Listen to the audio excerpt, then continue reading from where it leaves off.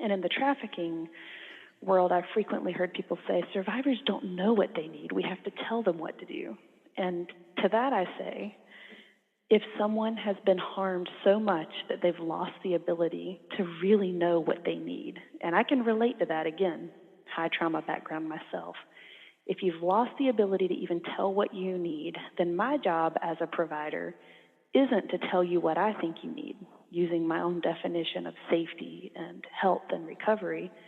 My job is to help you relearn how to feel into yourself, into your heart, and into your being, and start figuring out again for yourself what you might need. It's not my job to fix you. It's my job to help you reconnect with that part of you that knows what you need. That was Christy Croft, and this is the second half of Christy, and she's talking this time about trauma and how we can best work with trauma survivors. You know the why human trafficking work is needed: to fight for the freedom of modern-day slaves. But love, passion, commitment isn't all you need to be an effective and successful anti-trafficking advocate. Learn the how. I'm Dr. Celia Williamson, Director of the Human Trafficking and Social Justice Institute at the University of Toledo. Welcome to the Emancipation Nation podcast, where I'll provide you with the latest and best methods, policy, and practice discussed by experienced experts in the field so that you can cut through the noise, save time, and be about the work of saving lives. I know that you also are very involved in helping people understand how to best work with highly traumatized clients. And, we're talking about complex trauma, not, there's trauma and then there's complex trauma, and people that have been traumatized perhaps over a period of time, numerous times. And so you actually use the ACE score as part of it. So can you explain to people what ACE means? Sure. So that's the Adverse Childhood Experiences. And that is where someone did a study, and I'm going to get to meet one of the co-principal investigators next month, and I'm fangirling and extremely giddy. Oh, yeah, absolutely. I loved him too, yes. Oh, I can't wait. But they did a study where they found that there were, of people who had a certain number of these adverse childhood experiences that they identified, and there's 10 of them. And they include things like having an incarcerated parent, in experiencing childhood neglect, experiencing childhood physical abuse, experiencing sexual abuse, witnessing domestic violence in the home, someone with a substance use disorder in the home. There's 10 of these experiences that you may have had as a child. And what they found is that the higher your ACE score, the number of them you experienced in your childhood, the poorer your outcomes are. And these poor outcomes are across a variety of outcomes, to everything from higher chance of heart disease, greater likelihood that you'll have a substance use disorder yourself, poor emotional health, depression, suicidality. All of these are impacted, things from physical diseases and illnesses to psychological disorders. You have a higher risk of them the higher your ACE score is. An ACE score of 4 or higher is considered a high ACE score. And this is somewhere where, again, having been doing this work and in this field for a long time, I noticed, as someone who has a super high ACE score myself, that a lot of the people doing the work do not have a super high ACE score. Mm-hmm. And it made me wonder, if you have a low ACE score as a provider and you're working with people who have a very high ACE score, you might struggle at first to really understand their experiences, and that might lead you to inadvertently other the people you're trying to support. I've heard providers who talk about survivors of any violence, but especially those survivors of human trafficking who have really high and complex trauma. And it almost sounds like they're talking about a zoo animal. They're like, survivors are more likely to do this thing, and they do this loyalty testing, and they're describing the behaviors as if they're like narrating a National Geographic special. So I'm like, they also cook their dinner and want to be loved and have that same human need to feel accepted that you have. And so there's opportunities to connect there that we lose when we get so focused on trauma, weird behavior that we don't understand. It just kind of like we end up constructing survivors of trafficking as if they are so unlike us, and then it causes the services that we try to give to them to feel less relevant and welcoming to them. And so one of the activities I love doing when I do trainings is I go through these areas that trauma impacts in our life, whether it's behavioral, emotional, psychological, what are these different areas. And I put up on my slide the frequent things that we hear mentioned as impacts. So maybe a psychological impact from trauma might be dissociation or struggling with depression. But I go through each of these areas, and I have providers in the room come up with a list of things that person might have learned because of their trauma that maybe you don't learn if you haven't experienced that trauma. So for each of these negatives around trauma, we can acknowledge trauma is not good. It's not a blessing that anyone experienced trauma. However, that person sitting in front of you might have strengths that you don't have that they learned as part of their recovery from their trauma. And when you start to learn to see that human in front of you as having strengths and gifts that you haven't had that develop in yourself out of necessity, then you can start to treat them more as an equal and as a partner in how you're going to support them, instead of thinking they're someone you need to fix or make all their decisions for. And in trafficking specifically, one of the areas I see that come up a lot is when we talk about the empowerment model, which is how sexual violence agencies do their work, which is that we don't tell survivors what to do in rape crisis work. We help empower them to figure out what they need and how we can help them get those needs met, point them towards resources. Absolutely. And that's one of the reasons we have to really examine why we might go into this type of helping field. Is it because we need to feel in control? Is it because we need to have people need us? Is it because we need to control other people and tell them what to do? We really have to examine.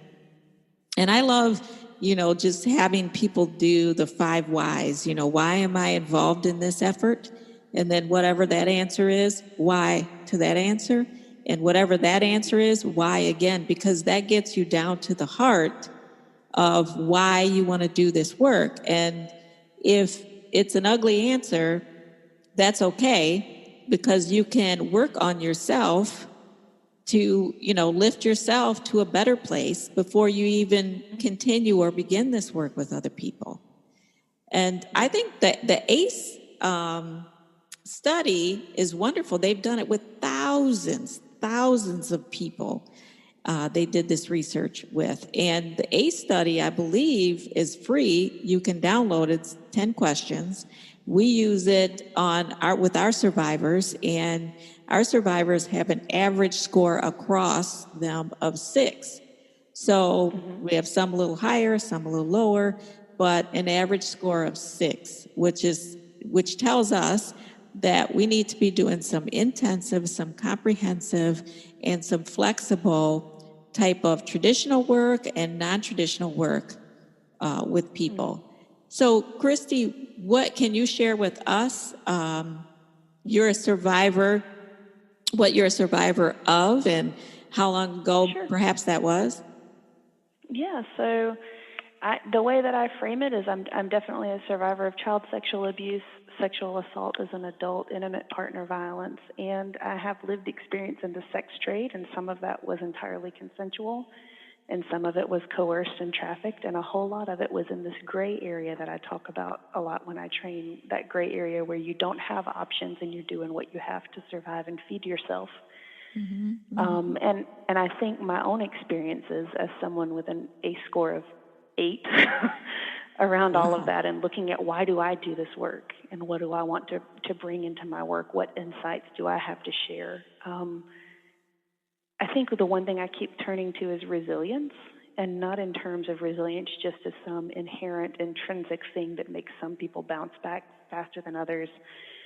But looking at these broader ideas of resilience, and some of them include having access to supportive adults in your life and communities. There are things that we can do at the community and society level that build resilience for people in communities. And keeping in mind that that ACE score is not a life sentence. This is not a life sentence of doom, that for the rest of your life, you may always have to navigate how that trauma impacts you in your personal life and in your work.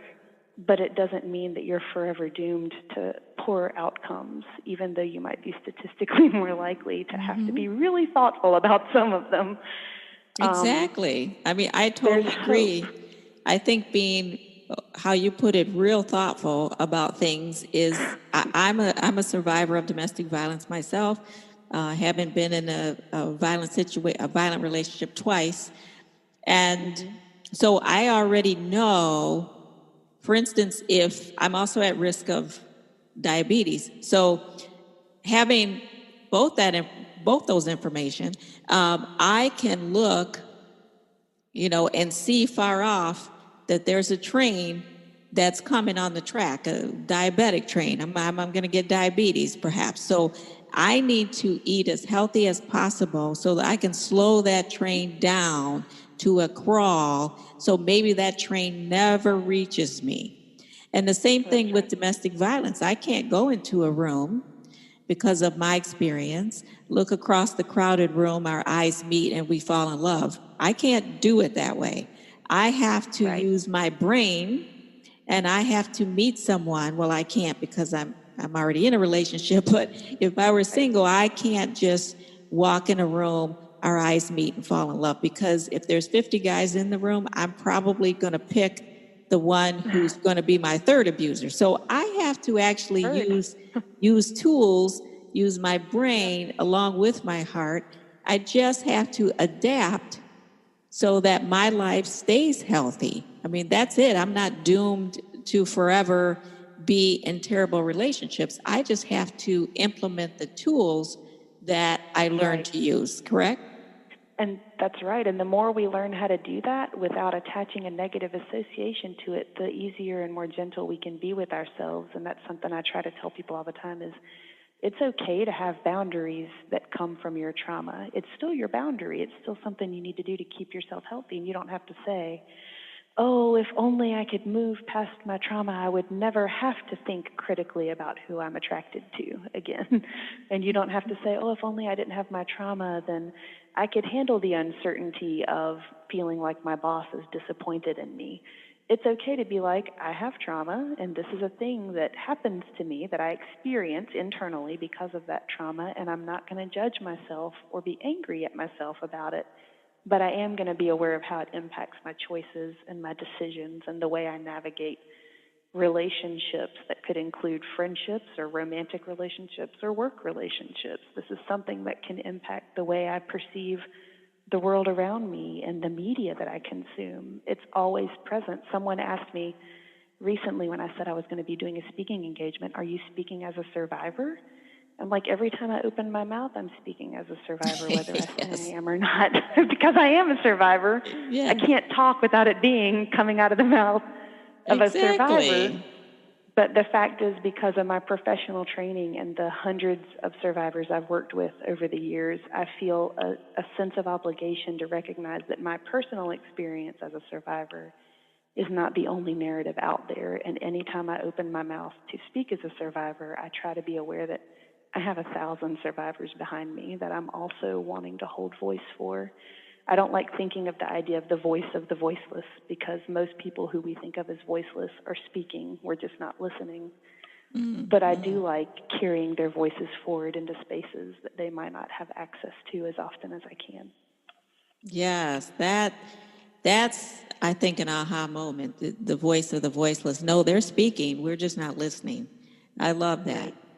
So, Christy, how do you go out and do all this work and be a survivor with trauma? I mean, how are you able to do that? How do you engage in your own self-care? Well, we'll start by pointing out that I do it with varying degrees of success, and that's something I also learned to be gentle with myself about. Yes. But I have a really good family and a wonderful partner and amazing friends who I'm close to, who hold space for me to be my entire whole imperfect self, so that I can say things like, this is absurd, it's probably coming from my trauma, but I'm worried about the following, and not get judged for it. Mm-hmm. I also put a lot of time into my self-care outside of work. I dance. I do ecstatic dance. I'm a fire performer in my free time. So if working in this field has ever made you want to set things on fire and throw it around, that's an actual possibility. Yes, that sounds pretty It's a good. real thing you can do. I do a lot of reading. I watch trash TV. I'm not going to apologize for it. No, And then no. it's wonderful. It's a good diversion. And then my agency, I'm very blessed to have a agency I work for that prioritizes organizational self-care, which means that even when I'm in my office, the way we do things is different because our agency prioritizes hiring survivors and people with lived experience, which means that we need to make sure we have a trauma-informed workplace. So my office is visually somewhere I want to be. I have rope light and Christmas lights and plants growing around and pictures of people I love and reminders, poems I like, and reminders of who I want to be in this work. And then I have comforts in my office. I have a fuzzy blanket for when it's cool or I just want a blanket around me. I have foot rollers under my desk. Our Yes, I staff love support each all of other. that. It's like Yeah, you are really allowed to be your whole self. And we I are. love that. And I'm dying to know, what trash TV do you watch? Because I'll tell you what I watch. But go ahead. What do you? So mine, it depends on the day. But a friend recently got me into this absurd reality show called Forged with Fire, where Oh, metalsmiths compete to make weapons under, it's the same standard as any reality TV, where there's a time limit and limited materials to construct it out of, and they build swords and axes and weird battle implements. oh, that's so That one is fun. cool. I love Yeah, that. Well, it's a mine fun. is 90 Day Fiance. There's so much drama and backstabbing and talking, and it's just, I love it. It's wonderful. And I feel those things are very healthy when you Yes, come from a background of, I come from a background of a lot of drama. And so to have a healthy life, I don't want to be in a domestic violence situation. I don't want to have best girlfriends that are bringing drama, but I need a little drama because that's just been my life script. And if that's I right. can get some drama on television, but turn all of those people off when I want to Yep, have a healthy environment, I think that's a absolutely, part of my prescription. That's part of my health plan. So absolutely. yeah. So what do you do? What do you think is some of the best things about what you do, and what still some of the frustration that you face? Oh, well, it's kind of interesting. I used to do direct services. I did direct service for a decade, and in that, you get to sit in front of the survivor and talk to them. And I've lost that, but I've found that some of the best things I get are when we have a little success. When I was able to connect, since we talked about this earlier, a trans survivor recently to somewhere safe to stay, and now this person has somewhere that's going to be able to keep them for up to a year. As long as it's working out, they'll have housing while they rebuild their life. Seeing those successes, sometimes I start crying when I hear them because it's so overwhelming to me that I was able to connect someone. Or when I write something into, make a recommendation for policy at the state level, and it gets adopted, and I'm able to see how, even though I'm not working directly with that survivor, something I put into practice is going to help survivors across the state. I love that. The most Yes. frustrating pieces to me are gaps, I'm going to be honest, because since I do training in technical assistance, direct service providers aren't calling me with every survivor that's easy for them to find services for. So most of the calls I get from providers are the really hard cases where there's, sometimes they call and I might have a reference or a referral for them, but frequently they call with a gap and I'm like, yeah, that's actually a gap, I can't fix it, and that's the hardest part, is realizing how many gaps there are that make it hard for us to help people who've come to us and told us they want help, and to not have what we need in place to serve them. And that's another thing that really made the LGBTQ survivors complexity an issue for me, is safe housing is a big need. Well, I'm so thankful that you're in North Carolina, and I'm so thankful that you're doing the work, and I know that you're trying to stand in that gap and trying to close those gaps, and we should all be very thankful that you're on the planet. I know I am. So I hope you will continue the excellent work that you do. I hope you'll continue the therapies that you love, the dance, the trash television. It's all good. Because if it's producing this result, then that's what we want. So thank you so much, Christy. And can you tell me where people can get in touch with you, or any programs or presentations that you might be doing, their books that you have, or anything that you want people to know? Or can they just get in touch with you for more information, and where can they do that?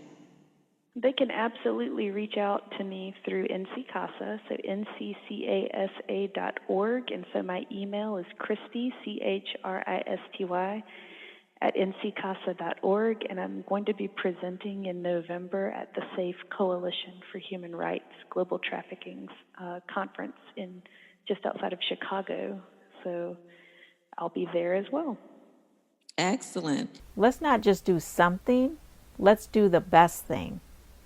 If you like this episode of Emancipation Nation, please subscribe, and I'll send you the weekly podcast. Until then, the fight continues.